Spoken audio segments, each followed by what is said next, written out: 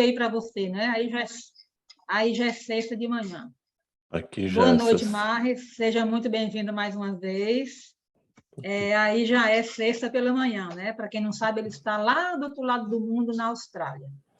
E aí Isso. eu gostaria que você se apresentasse, que você ficasse bem à vontade. Só vou falar aqui o título do nosso trabalho de hoje à noite. É uma promoção do Projeto Vida no Setembro Amarelo, e o tema é Crianças, MDR e Suicídio, a arte de construir pontes no resgate da infância perdida. Com você, Mari. Teu áudio está fechado. Já estou querendo que vocês façam leitura labial. E tem um certo Ainda não. sentido, né? Quando a gente trata de suicídio, eu sempre aproveito cada momento da vida para olhar um pouco o que ela está nos dizendo. Quando a gente fala de suicídio, muitas vezes a gente tem que ler o que não está dito. Quando a gente fala de suicídio, nem sempre tem um som, nem sempre tem uma declaração, nem sempre é tão explícito. Quando a gente fala de suicídio, a gente não tem que fazer uma leitura somente com os olhos de ver. É preciso que a gente conecte a nossa alma com este outro ser humano que perdeu a esperança. Então, só para aproveitar o microfone e dar essa introdução, porque eu acho que isso é bem importante da gente aproveitar. Então, conforme eu disse, bom dia, boa tarde, boa noite. Eu quero inicialmente agradecer a Dineide e todo o grupo dela pelo convite, pelo singelo convite. A Dineide, para quem não conhece, é um daqueles seres que veio para a Terra assim para ficar olhando onde é que precisa de ajuda e ela vai estar lá, sabe? Quem conhece essa pessoa sabe que é isso que ela faz, né? Isto pode parecer apenas um elogio, mas não é exatamente só um elogio, é uma constatação, porque você conhece a árvore pelos frutos, e você nem precisa conhecer a árvore, mas quando você vê os frutos dela, você vai vendo o que está sendo feito. E que ela sirva de inspiração para todos nós, né? Para que a gente consiga o tempo inteiro pensar em o que a gente pode fazer por um mundo em que a gente vive mais distante da humanidade do que presente.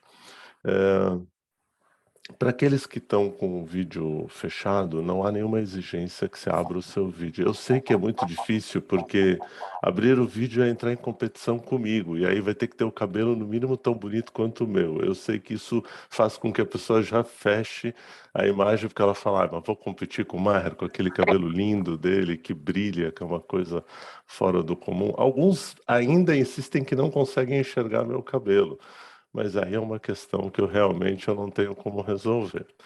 Então, gente, eu quero trazer esse convite para a gente pensar um pouco sobre esse tema que a Organização Mundial de Saúde mapeia a cada 40 segundos. Então, se eu já levei um minuto, cada um minuto, cada 2 minutos, a gente, que são 120 segundos, né? A gente vai ter 3 pessoas cometendo suicídio enquanto a gente está falando.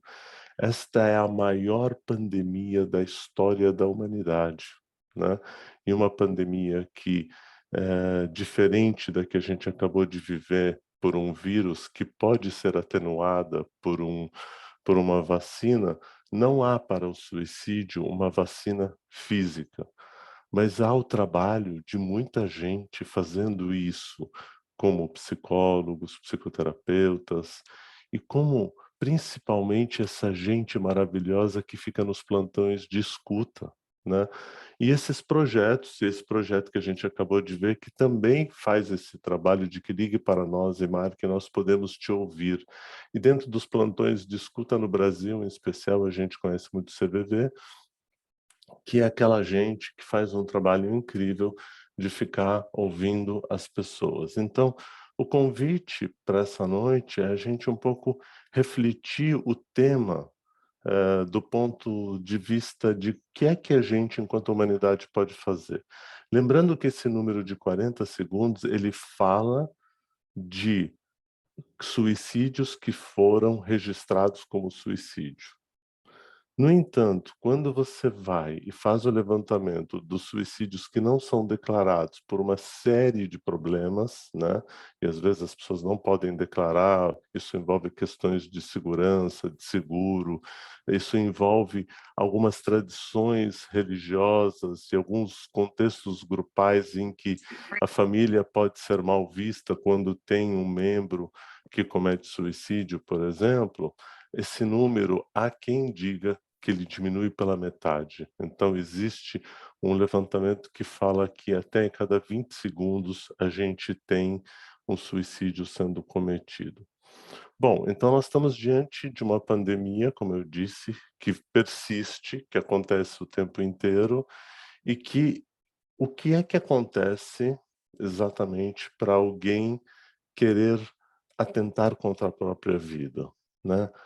Eh, Qual é a esperança que se perdeu? O que é falta de sentido que está se concretizando para a gente perder o desejo pela vida, né? Então, se a gente pensar um pouco na nossa vida e a gente pensar nas dificuldades que a gente tem, nos sofrimentos, nos traumas, nos medos, nas depressões que a gente vive, né? Quantos momentos de depressão a gente não tem? Se a gente não busca ajuda, talvez um dos caminhos que vai, sem se dar conta, você vai sendo levado para esse caminho de tentar atenuar o sofrimento. Então é preciso, primeira coisa, tirar o preconceito sobre o suicídio, porque a gente ainda escuta profissionais, inclusive da área da saúde, dizerem que o suicídio, e não estou brincando, eu escuto isso várias vezes, gente dizer, ah, mas é um ato de coragem ou é um ato de covardia. Não, não se trata nem de covardia, tampouco de coragem. A ação, o ato do suicídio é a falência do direcionamento da vida. O ato do suicídio é a falência do direcionamento da vida. É você perder completamente a direção para onde você vai e o que você vai fazer. Então, reparem, na nossa vida, conforme eu estava dizendo agora há pouco, tem momentos que você está tão mal. Quem já não pensou isso? A gente fala, nossa, gente, mas que vontade de morrer, né? Pelo amor de Deus, podia. Escuta, onde é que é a próxima parada para eu descer? Quantas vezes a gente já não pensou isso? Só eu penso isso? Ou é uma loucura o que eu estou dizendo para vocês? Em quantos momentos você não pensa isso? No entanto, a sua saúde mental, você está bem, você está equilibrado, ajuda você a entender que aquilo é um momento, que aquilo é um pensamento em relação a uma dificuldade momentânea que você está vivendo. A pessoa que vai e tem a ideação suicida, ela não enxerga a dificuldade como um momento, ela enxerga isso como uma generalização de tudo que ela está vivendo na vida. Ela generaliza toda a dificuldade. E quando ela generaliza a dificuldade, ela realmente perde a esperança, ok?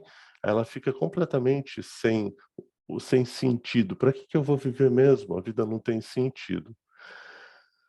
Pois pasmem, há um mês atrás, exatamente há um mês atrás, eu estava lá no CVV e a gente estava fazendo um trabalho de capacitação lá da turma para a gente um pouco cuidar eh, dessas pessoas que atendem, né? ah, Porque, na verdade, esses plantões de escuta é a última esperança, é a última ligação que ele vai receber e ele tem ali alguma coisa que ele precisa fazer para ajudar a pessoa a não cometer o suicídio. Então, imagina a sobrecarga dessas pessoas.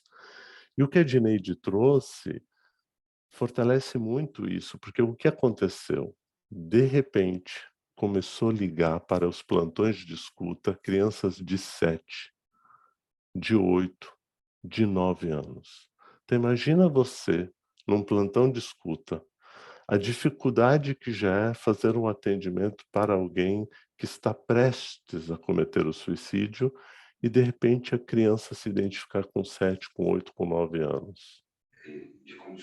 Eu não sei vocês, mas eu fico arrebentado com isso. A Dineide começou a falar, eu tive que fazer um esforço aqui para controlar a emoção, porque Por que que eu tive que controlar a emoção? Porque eu fico triste quando eu vejo que, enquanto sociedade, nós perdemos a criança, nós perdemos essa essa alegria de viver. O melhor momento da vida é a gente ser criança, é a gente poder brincar, é a gente poder se divertir.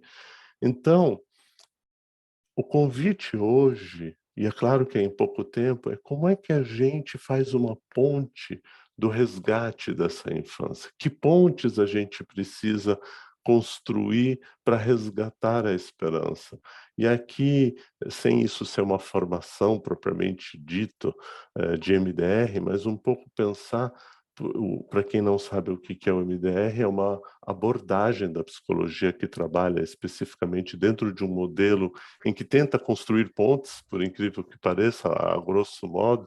Então, principalmente aqueles que trabalham com MDR vão entender de que o resgate da infância se dá por reconexão dessas pontes que se romperam, por quebra de vínculos, quebra de esperança, quebra de dificuldade.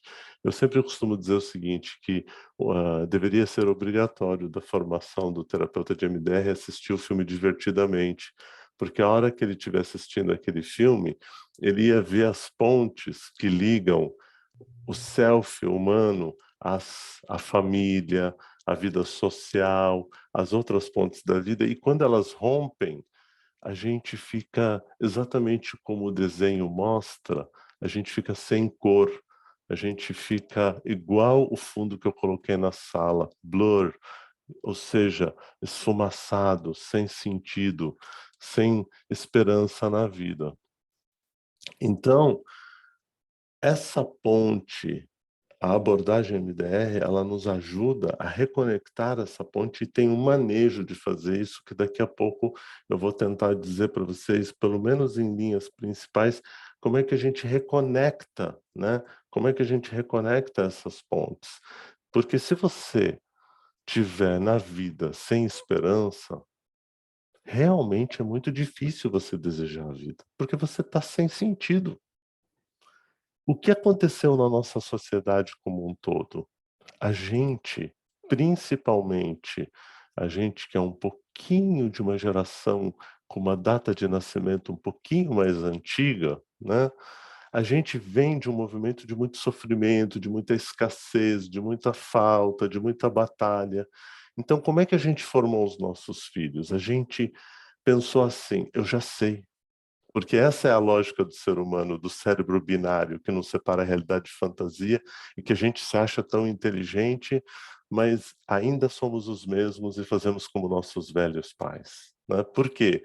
Porque a gente, o nosso cérebro, ele trabalha sempre numa lógica se, é aquela história da programação, if then do I, eu se, logo assim eu retorno e faço uma coisa parecida. Então a gente pensou assim: não vou mais passar, não vou deixar meus filhos passarem por necessidade, eu vou dar para eles tudo. O que que a gente fez?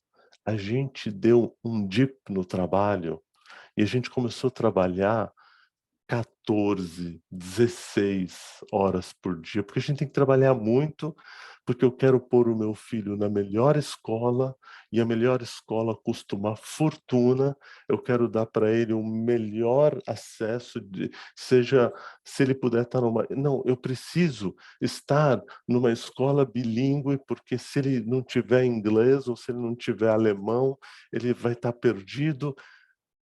Repararam como a gente foi ficando ansioso por tentar tirar eles de qualquer sofrimento? E a gente começou a fazer todo o investimento financeiro para a gente trabalhar muito, só que o que que a gente fez com isso?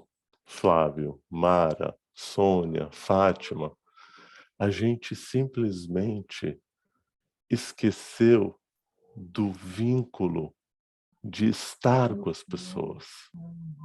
Então a gente, para poder trabalhar muito, para oferecer o melhor, a gente simplesmente criou uma relação de apego não seguro, porque o apego de segurança ele precisa da presença.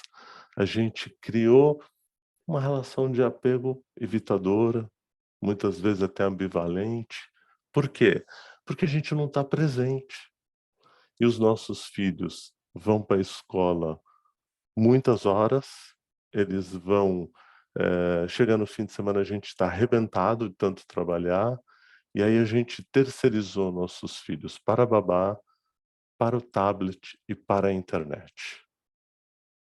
E esta é uma matéria, o suicídio é uma matéria que me interessa há muitos anos, eu estudo esse tema há muitos anos, e e é engraçado, Célia, que a gente fica parecendo profeta, né, porque a gente começa a dizer assim: "Vai explodir, vai acontecer". A Célia já esteve comigo em algumas formações, eu dizia: Se a gente não mudar de atitude, daqui 10 anos isso vai acontecer, isso vai não sei o quê".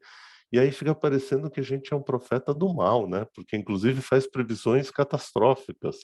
Mas não é isso, é porque se você olha para o fluxo das coisas e se você lê o fluxo do que a gente está agindo, não tem como errar. Então, para fortalecer o que eu estou dizendo para vocês, eu vou a Deusch, que é DW da Alemanha, fez um documentário com um grande parceiro e eu vou compartilhar com vocês. O vídeo ele nem é tão longo, tem 12 minutos, talvez eu não passe ele inteiro para vocês. Mas eu acho que é um relato que vai ajudar a reforçar o que eu estou falando com vocês, né?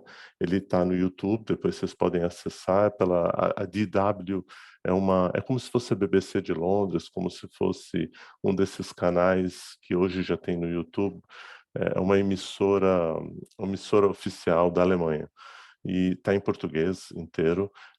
Dá para vocês um pouco fazerem uma ideia. Eu vou mostrar o vídeo para vocês, talvez eu pare antes do final, para a gente abrir um pouco a nossa reflexão de como é que a gente vai olhar para o suicídio do ponto de vista como terapeuta, do ponto de vista como alguém que escuta e do ponto de vista de humanos. Tem um monte de gente aqui que não precisa nem ser psicólogo, não precisa ser nada, mas que como é que eu identifico esses sinais de suicídio e o que é que eu posso fazer para ajudar as pessoas?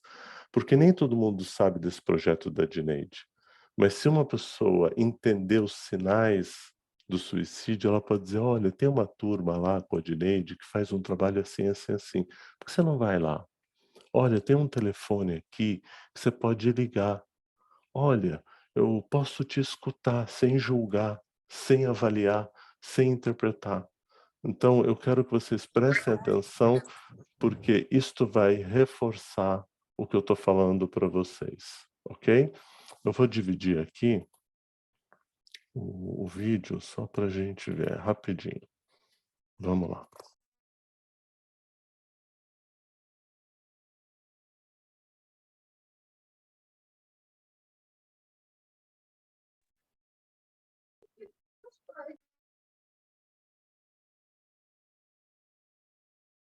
Ele deixou de ser um uso equilibrado, racional, salutar. Ele passou a ser um uso absolutamente desmedido, fazendo então com que parte desses acessos ininterruptos, dessa necessidade, deste medo de estar perdendo alguma coisa, se tornasse vamos chamar assim, quase que uma doença mundial. O sonho da tecnologia equilibrada e bem balanceada no nosso dia a dia, ele não foi atingido. Segundo a Organização Mundial da Saúde, o uso abusivo da internet aumentou drasticamente nas últimas décadas. Esse aumento veio associado a vários casos de consequências negativas para a saúde. Também a rolagem infinita, pensada para proporcionar uma melhor experiência ao usuário, acabou, na opinião de muitos, se tornando um pesadelo. Para entender melhor o assunto, nós conversamos com o coordenador do Núcleo de Dependências Tecnológicas da USP, Dr. Cristiano Nabuco. Segundo uma estimativa da empresa Ericsson, 4 bilhões de pessoas têm um smartphone no mundo. De acordo com uma outra pesquisa, nós pegamos nossos celulares cerca de 200 vezes por dia. O número de toques diários no aparelho é de, em média, 2.600. O que vai ser de nós, doutor Cristiano? Pois é, essa é uma pergunta bastante inquietante. É como se a tecnologia, de uma forma ou de outra, ela pudesse nos servir como se fosse uma bicicleta, né? Nos levando a lugares aonde sozinho eu não conseguiria. E o grande problema com a passagem do tempo, eu diria que quase aí 15, 20 anos depois, esse uso ele deixou de ser um uso equilibrado, racional, salutar, ele passou a ser um uso absolutamente desmedido. Isso se dá em função de algumas questões. A primeira delas, o fato de vários segmentos do nosso dia a dia estarem sendo conectados à inteligência artificial, né? Nós temos os algoritmos aí que nos auxiliam das mais variadas maneiras, mas também temos as redes sociais, né? As redes sociais, de uma forma ou de outra, muito embora elas sejam aí consideradas como a grande cereja do bolo, a grande estrela da vez, na verdade elas propiciaram um desequilíbrio bastante expressivo, fazendo então com que parte desses acessos ininterruptos, dessa necessidade, deste medo de estar perdendo alguma coisa, se tornasse vamos chamar assim, quase que uma doença mundial. Para se ter uma noção, uma pesquisa feita com jovens ingleses mostrou que 51% dessa população se sentiria mais feliz se as redes sociais nunca tivessem sido criadas. Então, o que a gente entende é que hoje o sonho da tecnologia equilibrada e bem balanceada no nosso dia a dia, ele não foi atingido. Nós, infelizmente, não tivemos freio e passamos do ponto, fazendo hoje, então, com que a quantidade de pessoas que apareçam trazendo problemas derivados do uso excessivo, jovens que têm a sua vida acadêmica absolutamente destruída, pessoas que têm sua reputação devastada nas redes sociais. Então, nós estamos vendo, na verdade, esse é o grande ponto, Mery, um outro lado da moeda, ou, como diríamos assim, um efeito colateral. Como diz aquele velho ditado, nem tudo são flores. Então, passadas as celebrações iniciais da festa, nós estamos tendo que recolher os cacos e ver o quanto que, na verdade, este uso, ele deixou de ser um uso consciente, em parte expressiva, né, desses jovens, principalmente, e nós temos agora que desenvolver programas de métodos de conscientização, de prevenção, para que as nossas crianças e os nossos jovens não sofram a médio e longo prazo os efeitos dessa conexão excessiva. O programador Asa Raskin, o inventor da rolagem infinita, ele diz que nós estamos colocando toda a humanidade no maior experimento psicológico já feito sem nenhum controle. Ele estaria exagerando? Eu acho que ele está sendo exatamente lúcido e muito preciso na observação, porque o que nós já temos observado, principalmente quando eu fico na ponta da linha de um hospital universitário, onde eu atendo jovens e adolescentes, adultos inclusive, de todas as regiões do país, os casos que nos chegam, eles são extremamente dramáticos. Porque quando nós falamos assim, bom, o indivíduo está consumindo álcool, ou ele consome comida de uma forma excessiva, ou ele compra desordenadamente, isso existe, vamos chamar assim, marcadores muito mais concretos de serem observados. Quando eu falo para uma pessoa, você está usando demais as telas digitais, você é um dependente tecnológico, imagine, eu não sou. Então, o que acontece? Nós recebemos nesse centro adolescentes que chegam a ficar 40 horas conectados de uma maneira ininterrupta, 50 horas, 55 horas. Houve um caso que ele é icônico, esse jovem foi levado pela mãe, com 17 anos de idade, porque ele não parava mais de jogar. Não parava mais de jogar. E ela falou, pois é, doutor, ele chega a ficar 55 horas ininterruptas. Eu achei estranho aquilo. Eu falei, mas, dona Maria, como assim? Ele não se alimenta? Ela falou, você não está ouvindo bem, né? Ela estava muito irritada, né? Óbvio. Meu filho fica 55 horas. Ele não se alimenta, doutor. Ele urina na calça, doutor. Ele evacua na calça. Com uma mão ele joga e com a outra ele tira a cueca suja de fezes e arremessa pela janela. Exatamente para não parar de jogar. Por quê, Mery? Porque hoje as redes sociais, os jogos, eles se tornaram o grande elemento de propagação do seu valor social. sempre. Então, o que acontece? A vida digital, ela ofereceu uma perspectiva de eu reinventar aquilo que eu não gosto em mim mesmo. Eu consigo ter uma versão de mim mais bem elaborada. Quem não tem, né, problemas de ordem psicológica, quem não tem baixa autoestima, ou quem nunca passou por isso, quem não tem suas inquietudes, então, a hora que eu consigo entrar numa realidade paralela, num jogo, numa rede social, onde eu crio um simulacro de mim mesmo, um personagem melhorado, obviamente que eu começo a ter na vida digital um grau de reconhecimento, de valorização que eu não teria na minha vida real.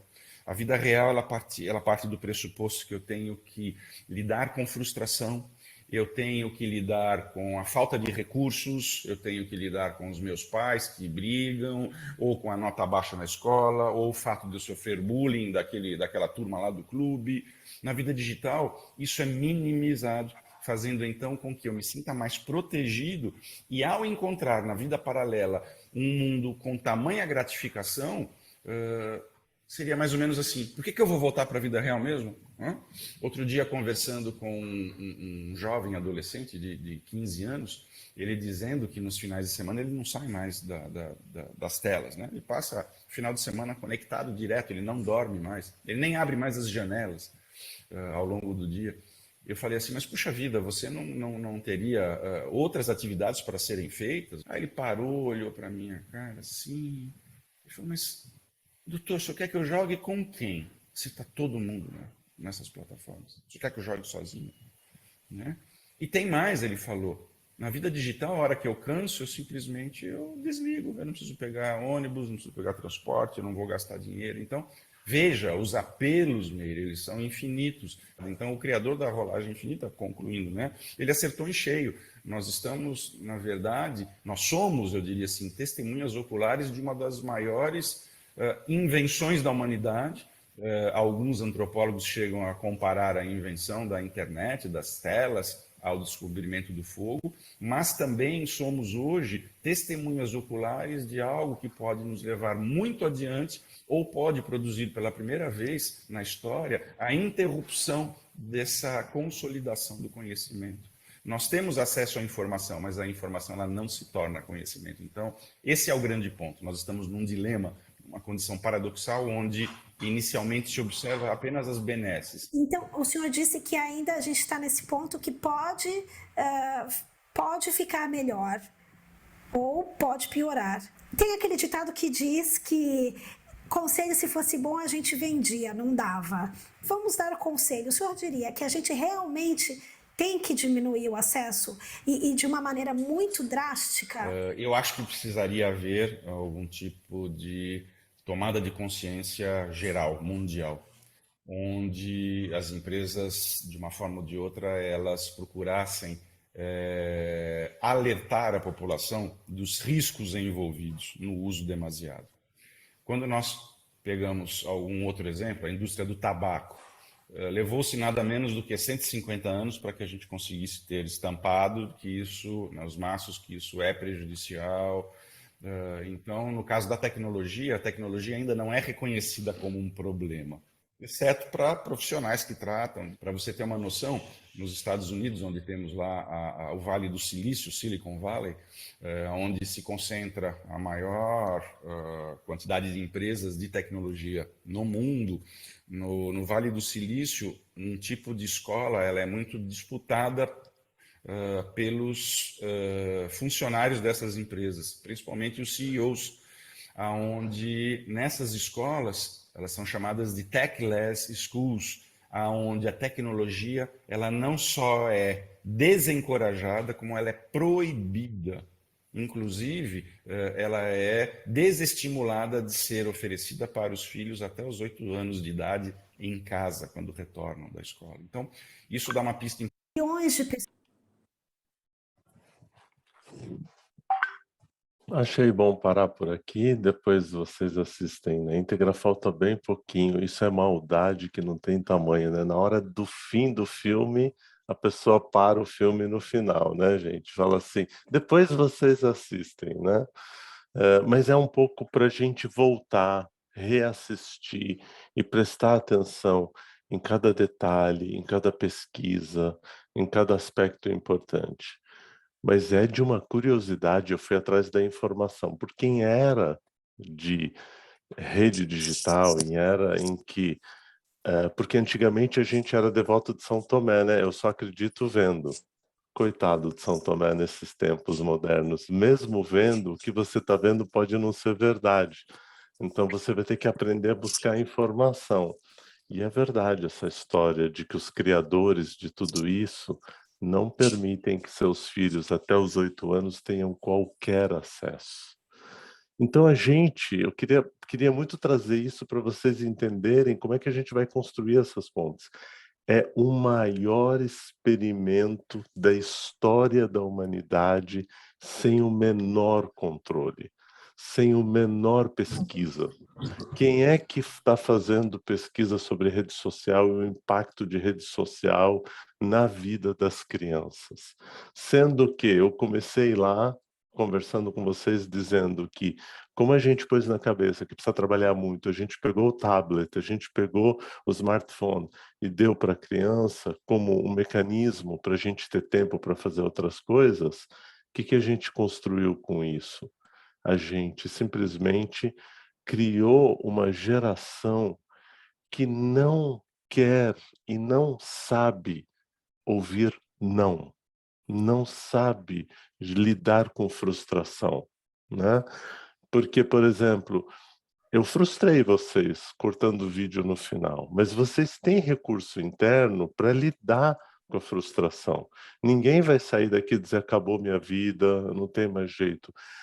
Reparem nos detalhes. Isto não é só isso não é só um relato. Eu tenho vários casos que se a gente tivesse numa supervisão, eu estaria mostrando para vocês, de 40, 50, 60, de 100 desconectar. E agora eles acharam uma solução, Adneide. Eles compram fraldas geriátricas e usam a fralda geriátrica para poder nem se desconectar, aí eles simplesmente tiram a fralda com uma mão e continua jogando, coloca outra e simplesmente vão vivendo dessa forma, buscando para começar trazendo alimento, trazendo... Vocês imaginam o que é que esse quarto, como é que é esse quarto? Tenta imaginar um cenário, né? Porém, a gente tinha, por muito tempo, e o colega tinha visto isso na adolescência. Estou falando para vocês de um movimento, principalmente, que se intensifica na clausura, na pandemia, e nesse momento em que a gente não sabe mais como viver, o que pode, o que não pode, e aí as crianças foram ficando mais conectadas à internet. Então, essas crianças de 7, 8, 9 anos, a gente tem muito ainda a pesquisar, tem muito ainda a aprender, porque a gente ainda precisa de mais informação. Elas simplesmente não conseguem dizer qual é o sentido da vida, porque ela vive o mundo, fantástico mundo de Bob. Olha, gente, Fantástico Mundo de Bob já é uma coisa antiga. É um desenho que, para quem nunca viu, vale a pena dar uma olhadinha. Tem no YouTube. O Fantástico Mundo de Bob era um desenho de uma criança que toda vez que os pais punham algum limite nela, ela dissociava. E ela dissocia, e é legal que o desenho mostra como ela dissocia. Ela simplesmente cria uma realidade e ela começa a viver aquela realidade em que naquele mundo tudo pode acontecer, em que ela pode fazer tudo. Ok? Quem já assistiu o desenho sabe do que eu estou dizendo. Talvez a pessoa não conhecesse tecnicamente de que aquilo é uma dissociação, de que aquilo é um processo dissociativo. Veja você, então, mesmo a dissociação, que pode ser um processo criativo, mas ao mesmo tempo é um aprisionamento se ele não for tratado, porque eu paro de viver a realidade, porque tem momentos em que a experiência vivida é tão dura que eu preciso dissociar um pouco para dar conta, para poder viver aquela vida. Mas se eu só vivo na dissociação, eu não vivo a vida. O que aconteceu diferente do Fantástico Mundo de Bob para as crianças de hoje? Ela vive a internet como se fosse uma realidade. Então, quando ela entra no Instagram, quando ela entra nos jogos, E eles agora conseguem entrar na Deep Web. A Deep Web é um assunto que a gente precisaria ter um encontro só para ensinar vocês o que é Deep Web, que é um submundo em que tudo aquilo que o seu cérebro imagina que existe no mundo, ou que você fala, não, isso não pode ser. Sabe quando tem um pensamento e você fala assim, sabe, não, isso não pode existir, existe. Desde ensinar a como cometer suicídio, desde venda de criança, desde venda de arma, desde venda de mulheres, desde venda de meninos, abuso, tudo existe. Eles têm acesso, eles vão entrando. Então, esse cérebro dessa criança, que não tem nenhuma estrutura ainda montada, passa a viver essas coisas numa intensidade, e aí eles estão cometendo suicídio. E no dia que eu estava falando com a colega lá de um dos plantões de escuta, uma mãe me liga em desespero, uma criança de 10 anos, que é filho dela, tinha acabado de cometer suicídio, né? Sendo que é assim que eu fico, né? Eu não tenho nem, eu fico tentando achar palavras para descrever o que é isso. E é engraçado que eu tenho uma gagueira psicológica nesse momento, porque é tão chocante o que a gente está vivendo, é tão paralisante o que a gente está vivendo, porque mesmo que tecnicamente, profissionalmente, eu tenha um manejo para trabalhar com isso, como ser humano, eu sou acometido por uma tristeza inenarrável, porque isso mostra que, quanto sociedade, nós falhamos, e falhamos muito. E quando eu digo nós, é nós. Nós ainda temos essa mania de dizer, porque é o governo, porque não sei o quê. Não, mas nós, o que é que a gente está fazendo? Né? O que é que a gente está olhando para abrir grupos de discussão e repensar um pouco o uso equilibrado, o uso adequado da internet, né? Como é que a gente vai fazer isso? Como é que a gente está vendo que eles estão assistindo vídeos que diz de que tem um videozinho que eu vi recentemente que ele diz assim: uma das características que seu pai disser não, diga que você vai se matar. Então, já com 8, 9, 10 anos, eles já estão aprendendo a como negociar e manipular os pais para conseguir ter mais uso da internet, porque aquele é o mundo que elas estão vivendo, esse é o mundo em que eu tenho tudo, em que meu pai porque meu pai me educou assim, minha mãe me educou assim, eu trabalho muito, não tenho tempo para você, mas eu te dou recompensa cada vez mais, te comprando com presentes, com passeios e com liberação de uso de coisas da tecnologia. Entendeu? Então percebe que aqui a gente está falando de um processo em que a gente pode fazer algumas ações. Por exemplo, o pessoal da Humanos Editora, a gente tem esse livro aqui, que é o livro amarelo, que inclusive é um livro de distribuição gratuita, né? Vocês entram lá na Humanos Editora e eles podem te mandar o link. A gente escreveu capítulos muito pequenininhos, é um livro fininho. Por quê? Porque a ideia não era trazer um ensaio sobre o suicídio, não é discutir antropologicamente a questão, não era fazer grandes discussões, mas eu até, o título do capítulo que eu escrevi foi assim: Suicídio, uma reflexão sobre a falência da vida. Porque a vida, a gente simplesmente... Até uma pergunta para a gente se fazer aqui: qual é o sentido da vida? É sério que o sentido da vida é a gente estudar, estudar, estudar, estudar, estudar, para a gente ganhar muito dinheiro, para a gente ter que matar um leão por dia? Estamos dizimando os leões, porque tem que matar um por dia, haja leão para a gente matar um por dia, e a gente tem que ser melhor que os outros, e a gente tem que ser cada vez melhor, e que não importa, para eu ser o primeiro, eu tenho que passar por cima dos outros, porque eu tenho que ter a melhor casa, eu tenho que ter o melhor apartamento, eu tenho que ter o melhor carro. E de algum jeito as pessoas conseguem, de um jeito ou de outro. Umas vão conseguir, 95% dos brasileiros não vão conseguir, porque é impossível chegar nisso, mas algumas pessoas vão conseguir, e aí vai chegar e falar: e aí, qual é o sentido da vida? É isso? Viver é isso.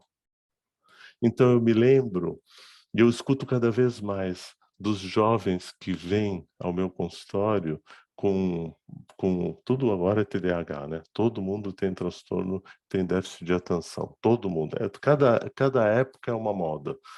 E aí, a hora que você trabalha com o sujeito, você vê, você fala, se ele tem déficit de atenção, eu tenho retardo existencial. Porque como é que um sujeito desse tão inteligente tem déficit de atenção? Aí você vai estabelecendo vínculo.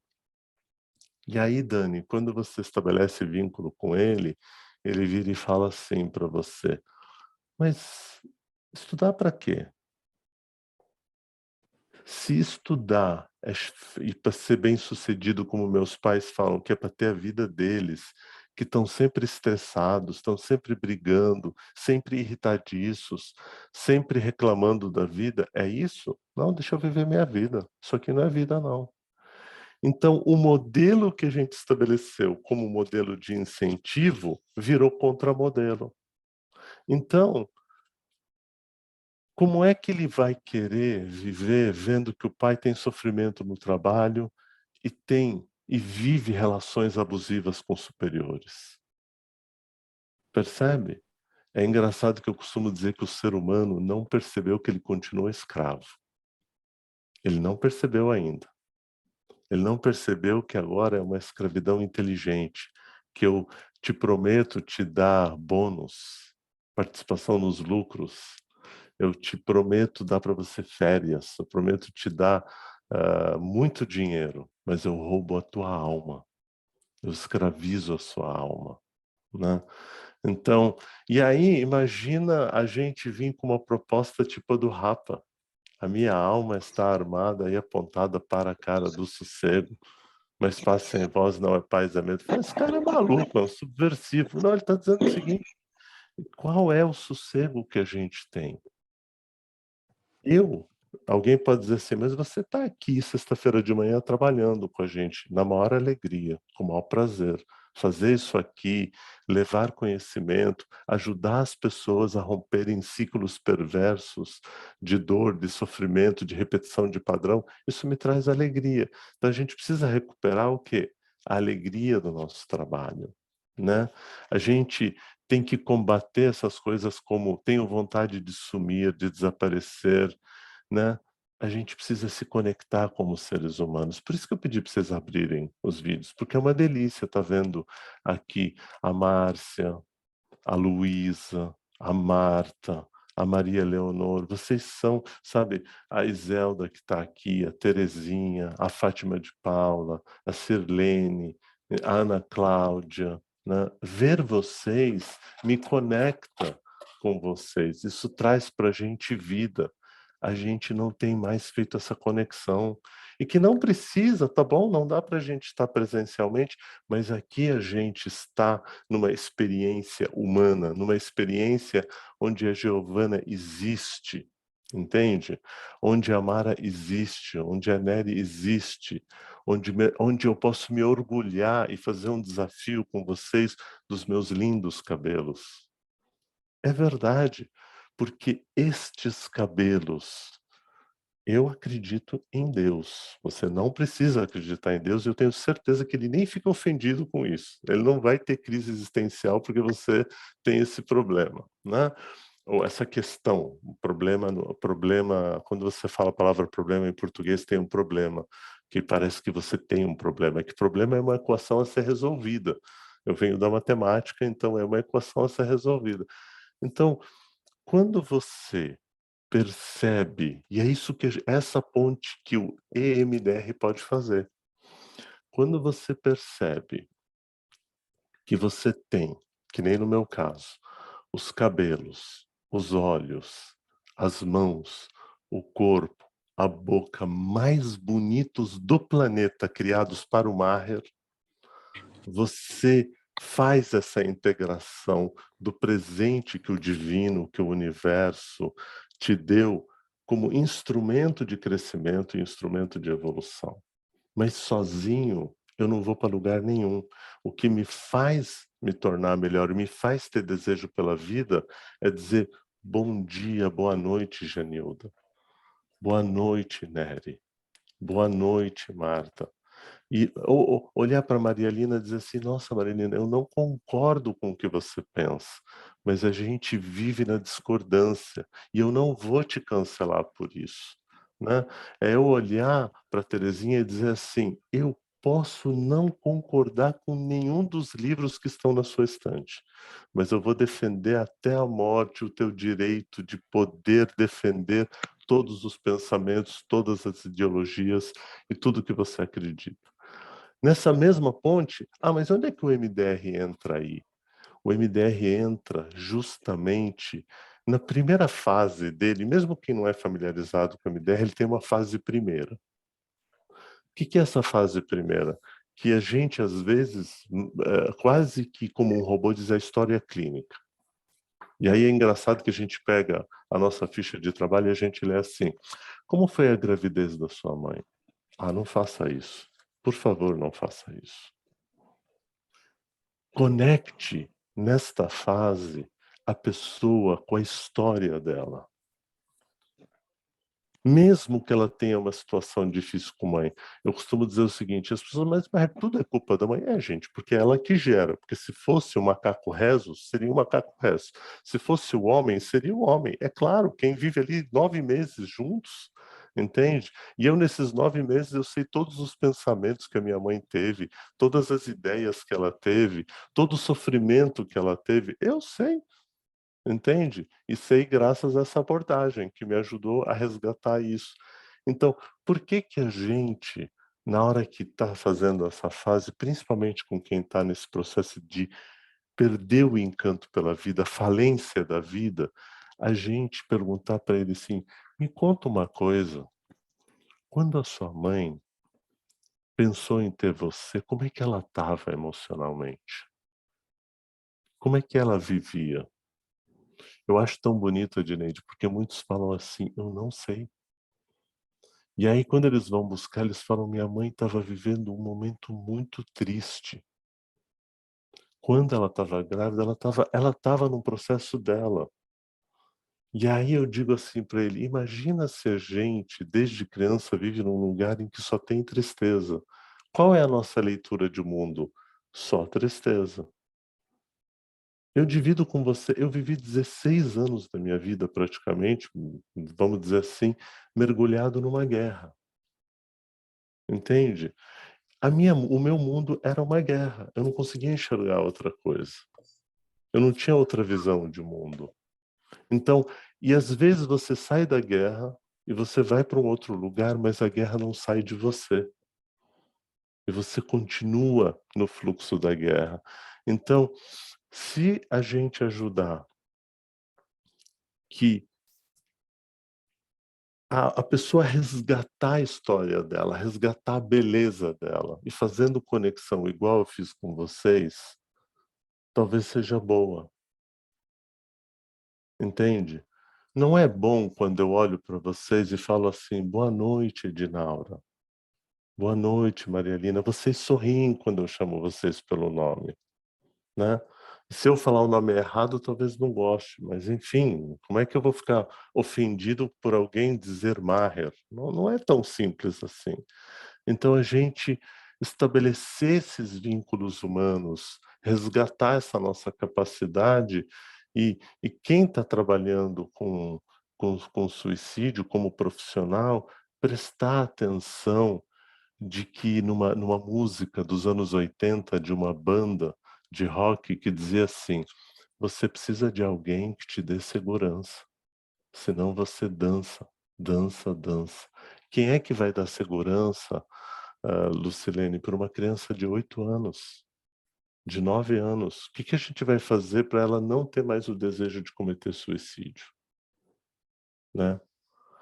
E aí, eu tenho uma missão nessa vida, que é assim, eu, Maher, já falo isso por todos os lugares, eu colei isso da música. A música diz assim, você verá que a emoção começa agora.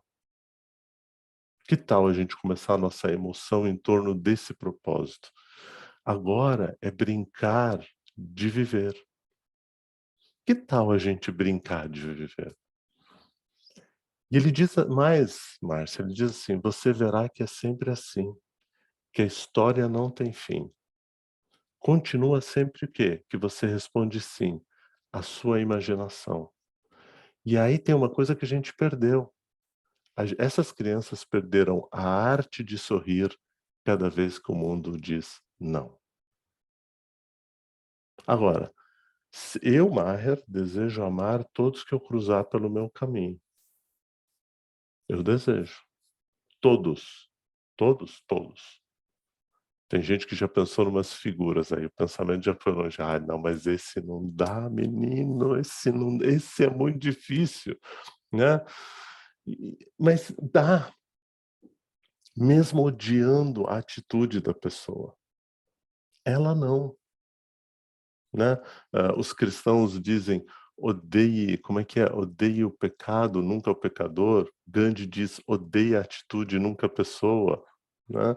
Então, a ideia é, ao invés da gente ficar paralisado diante dessas crianças que estão cometendo suicídio, o que é que a gente pode apoiar a Dineide, outros milhares de grupos, centros de escuta, que trabalho a gente pode fazer no nosso condomínio, na nossa rua, com a nossa vizinha, com aquela criança que a gente vê que está completamente perdida lá no smartphone, sem sair. Repara que eles ficam hipnotizados.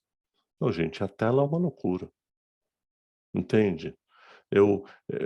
Às vezes, esses dias uma pessoa falou assim, Mário, você nunca curte nada no meu Instagram. Eu disse, rapaz, eu não sei nem onde você está nesse trem, eu não sei nem onde é que é, eu só tenho esse negócio que é para as pessoas saberem algum evento que eu vou fazer, porque é o único jeito que eu tenho de avisar. Mas você não tem Facebook? Não, eu não tenho tempo.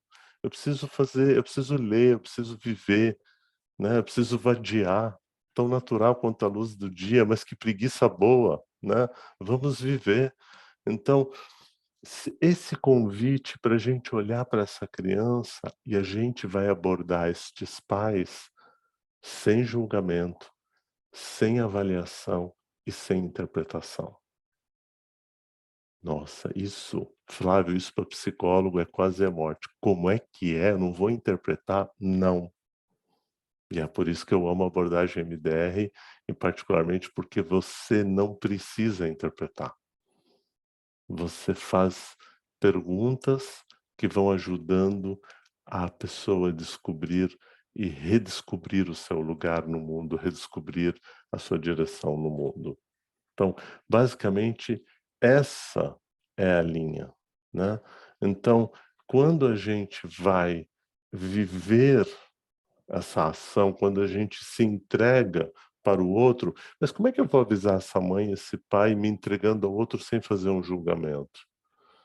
Porque a gente pode ajudar a pessoa a refletir. Estava aqui, Vilma, olhando essa criança e estou aqui perguntando, poxa vida, ela está 4 horas no celular, a gente podia brincar com ela.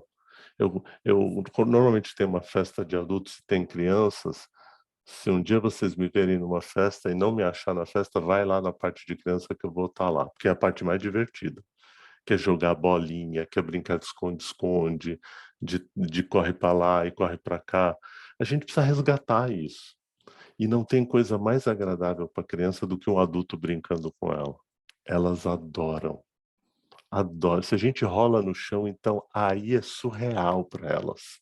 É surreal. Imagina um homem de 1,90 brincando com eles e rolando no chão e brincando de esconde-esconde. Como é que você esconde num cantinho um cara de 1,90? Fica inteiro de fora.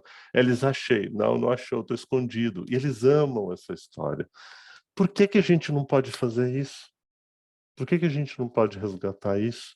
Então, como profissional, como ouvintes, a gente psicoeduca as pessoas a resgatar esta ponte e resgatar essa vida perdida. Eu acho que viver é tão gostoso, apesar das dores, apesar das rupturas, apesar do sofrimento, apesar da fome, né?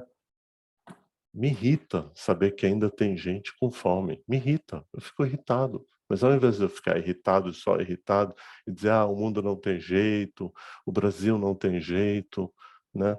Eu falo assim, toda vez que alguém fala para mim o Brasil não tem jeito, eu falo assim, olha, o Brasil, com todos os problemas que tem, e tendo uma endemia, porque isso é endêmico, a corrupção no Brasil é endêmica, ela não é titulação de um só político ou um só partido, ela é endêmica. Nós temos um psiquismo corrupto, sem nenhum julgamento, a gente vai ter que aprimorar isso, né?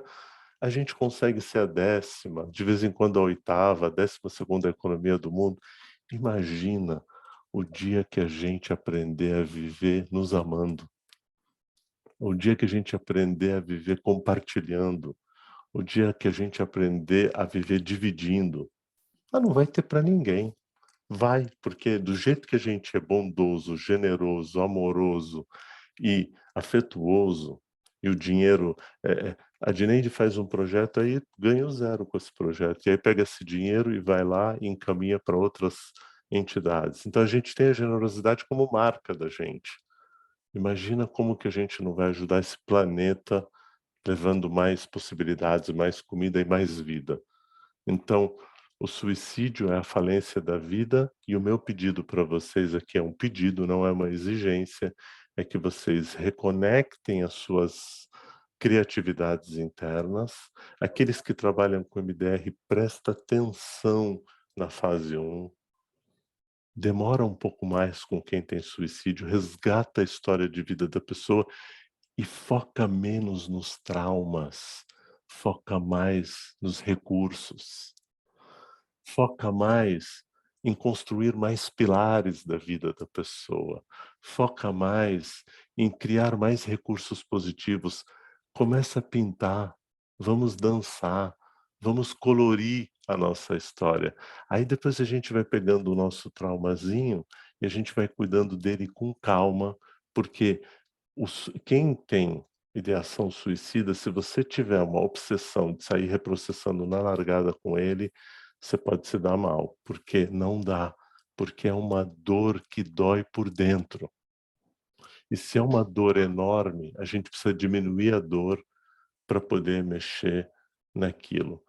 Pensa que o suicida, ele é alguém que você vai ter que operar, mas a anestesia não pega. Você vai abrir uma pessoa sem anestesiar? Não. Você vai com calma, com tranquilidade, fazendo um plano claro de tratamento para poder ajudar essa pessoa a sair e ficar melhor. Tá bem, queridos e queridas? Eu acho que isso é o que eu queria dizer para vocês, e eu vi que mais gente aqui, para mim, pelo menos, abriu a câmera. Nadir, que delícia encontrar você. Tânia, seja bem-vinda. Iliana, que delícia você estar aqui. E aqueles que eu não vi a câmera aberta, Solange, né? Fica meu pedido de retratação se eu não disse bom dia para todos. A Dineide falou assim, eu vou deixar que o Maher se apresenta. E vocês sabem que tem uma coisa interessante, eu me dou conta que eu nunca lembro de me apresentar, né? Eu vou explicar por quê. Porque eu sempre penso assim, qual é a relevância dos nossos títulos? Eu posso pegar o meu currículo aqui e ficar dizendo, eu sou isso, eu sou aquilo, eu sou aquilo, eu sou aquilo. Toda vez que eu tenho vontade de me apresentar e falar de todas as coisas que eu estudei, e eu nunca parei de estudar, eu juro para vocês que eu nunca parei de estudar e não vou parar nunca, porque o conhecimento, a educação, já dizia Paulo Freire, é a prática da liberdade, e a liberdade de aprender é que faz com que a gente se torne melhor. Sabe o que acontece comigo, Adneide? Toda vez que é para apresentar e falar dos títulos, eu sou isso, imediatamente me vem um grande amigo, um amigo chamado Saul, esse é o nome original dele. E esse moço, ele fala assim, ainda se eu falasse a língua dos homens, ainda se eu falasse a língua dos anjos, eu acho lindo, porque a língua dos homens é a ciência, é o conhecimento, a filosofia. A língua dos anjos, né? A fé, a esperança, a conexão em Deus. Sem amor eu nada seria. Então eu posso jogar um currículo que é enorme Isso não tem a ver com competência, só tem a ver com data de nascimento antiga, muito tempo fazendo muita coisa, né? E ficar dizendo, nossa, eu sou profissional disso, eu sou professor disso, eu dou aula de psicodrama, eu dou aula de não sei o... Tá, e daí? Não tem amor? Serve para nada, né? Sabe por quê? Porque os poetas sabem fazer isso. E o cara que compõe uma música assim, que diz o amor tem sabor que aquece a alma. Então, usem do amor que tem sabor, que aquece a alma, na prática da vida de vocês. Seja como terapeuta, seja como ser humano, seja como irmão, seja como pai, seja como filho, seja como quem for, né? Porque se você estiver com a sua alma direcionada para o outro, quando você estiver caminhando com ele, sabe qual é a música que ele vai te responder, Mara? Ele vai dizer assim: "Ei, dor, eu não te escuto mais. Ei, medo, também não te escuto mais". E aí juntos a gente vai cantar assim, Miriam: "Se quiser saber para onde eu vou, para onde tenha sol, é para lá que eu vou". Setembro amarelo representa o sol, representa a luz, né? O amarelo representa o luminoso. Então, nesse praticamente último dia de setembro, aqui para mim, já no dia 30 de setembro, quero imensamente agradecer a presença de cada pessoa, de cada ser humano aqui presente. Em especial a Dineide, que teve a iniciativa de fazer isso, e que a gente possa viver e levar essa alegria de simplesmente estar vivo, mesmo nos momentos mais difíceis, mesmo nas coisas mais dolorosas, né? Porque tem momentos em que a gente, eu tenho muita intimidade com Deus, assim. Quando vem experiência muito dura, eu tenho a maior intimidade, eu falo assim: "Está de brincadeira, né, seu danado? Ó, vamos lá, você quer isso de mim? Vamos que vamos, é isso que você está me pedindo? Vamos". Então, minha gratidão a todos vocês. Espero que a gente possa ter outros encontros em algum momento. Se vocês puderem apoiar esse projeto bonito e outros projetos também, né? O projeto da Dineide é um projeto lindo, e outros também. Temos que co-construir, né? Sabe quem é dono do saber? O dono do saber é viver, conviver e melhorar. Isto é o verdadeiro saber. Se a gente tem o conhecimento e guarda ele pra gente, tá bom. Agora, se você... Essa é a diferença do que ele trouxe hoje no vídeo, a diferença entre informação e conhecimento. Informação é fácil de você obter. Conhecimento exige humildade, exige ter alegria em compartilhar e alegria em dividir. Isso é muito bom, ok? Ó, um beijo para todos vocês no coração, tá bom? Com você, Dineide, querida. O que Beijo, dizer, Marley. Obrigada. o que Obrigado. dizer depois de uma fala dessa? A gente fica mudo, né, gente? E assim, ó, babando. Muito, muito, muito legal. A gente pega um tema assim tão triste, né? Tão infeliz, tão sofrido, que é criança se matando, criança MDR suicídio, e ele vai falando, e a gente vai subindo com ele, né? Alçando o voo, e ele termina falando de Paulo em 1 Coríntios 13, enfim, fantástico, fantástico. Eu posso ter tiraria o tudo. H. Eu tiraria o H e o E, e diria que ele é um mar de amor, um mar de coisas boas, esse mar. Gratidão verdade, por isso. Dora. Verdade, verdade, verdade. E aí, assim, ele nem se apresenta, né? Ele nem se apresenta, mas eu vou te apresentar como o terapeuta, o psicoterapeuta, o psicólogo do amor. Do amor. A partir da sua fala, do jeito amoroso, das coisas que você vai dizer. Nessas músicas, meu Deus, Nadia está pedindo aí, ó. Manda a listinha da música, as músicas para nós, para usar com os pacientes, que ele emenda a letra de uma música e vai. Fantástico, fantástico, fantástico. Muito obrigada, né? Continuaremos caminhando contigo. Eu estou com os projetozinhos, né, Célia? Projetozinho não, com os grandes projetos para o ano que vem, né, Célia? Enfim, para fazer com você. Vamos continuar caminhando junto, porque a gente só tem que realmente se alimentar. de tudo isso e repensar, né? Repensar. Ele fala das fases do protocolo clássico da doutora Francine Shapiro, a criadora do MDR, e por aí vai. Gente, para não alongar mais ainda, eu queria fazer 2 convites para vocês. O primeiro psicoterapeutas de MDR aqui presentes, que já concluíram a sua formação, venham nos ajudar. Venham nos ajudar porque o bicho está pegando. Uma demanda muito, muito, muito grande, paciência de toda idade, familiar. Eu já coloquei meu telefone aí, vocês podem, por favor, me mandar uma mensagem. Anineide, eu quero participar. Na mesma hora eu lhe coloco lá no grupo. Nós temos supervisões quinzenais, nós discutimos os casos, nós nos ajudamos, enfim. Venha fazer parte do projeto Vida. Tá? Uma pessoa que desiste de se matar já é um grande ganho, tá? Para a humanidade, porque a vida é para ser vivida e vivida, como ele falou, né? Brincando com arte colorida e por aí vai. E o outro convite é quem aqui não é ainda, quem é psicólogo ou médico e não é ainda psicoterapeuta de MDR, eu vou pedir ao Elton para colocar